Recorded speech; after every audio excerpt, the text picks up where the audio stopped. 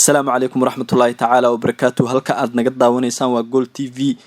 Wararka iyo wargeysyada ugu waaweynaa ee suuqa kala iibsiga ciyaaraha maanta oo Arbaca taariikhduna ay ku beegan tahay 30 bisha Oktoobar 2019 waxaa ugu waaweyn kooxda kubadda cagta ee Chelsea oo mar kale u dhaqaaqayso soo xirigelinta wiilkoodii hore ee Nathan Ake kaas oo isagu markaasi haatan ka tirsan kooxda Bournemouth sida ay qorayso AS. Atletico de Madrid ayaa isku dayeysay inay Zlatan Ibrahimovic u soo guuriso gudaha Spain.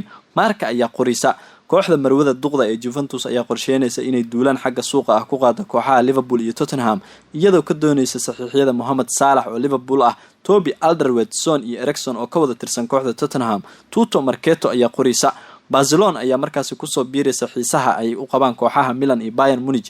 Wiilka 21 jirka ee Ozaminha oo isagu markaasi ka tirsan kooxda Lille Mirror ayaa qoraysa kooxda Besiktas ayaa diidi doonta inay dib u celiso wiilka amaahda ugu jooga ee Karius oo ah goolhaye markaasi ay milkiyadiisa leedahay kooxda kubadda cagta ee Liverpool. Eko ayaa qoraysa tababare Zinedine Zidane ayaa sheegay inuu xiriir wanaagsan la leeyahay Gareth Bale uuna doonayo inuu ku sii hayo garoonka Santiago Bernabeu sida ay qoraysa markaasi Mirror.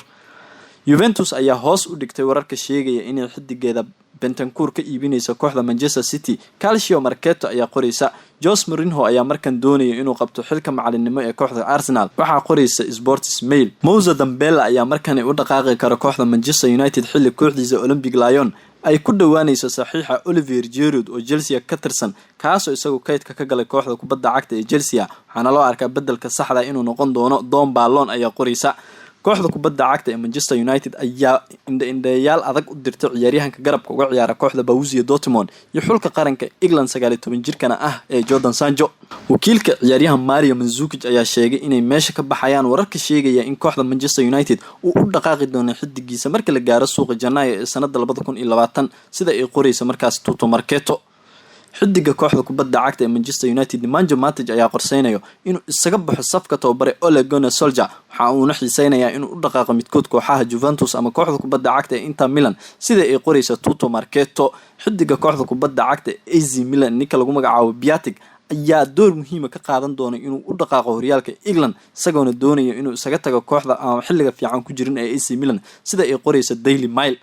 kuwaasi waxay ahaayeen wararkii ugu waaweynaa ee suuqa kala iibsiga ciyaaraha maanta oo 30 Oktoobar 2019. fadlan like, subscribe iyo waliba markaasi share nagu caawi adigoo mahadsan. aad baad u mahadsan tahay daawashada iyo soo booqashada website-ka Goal TV.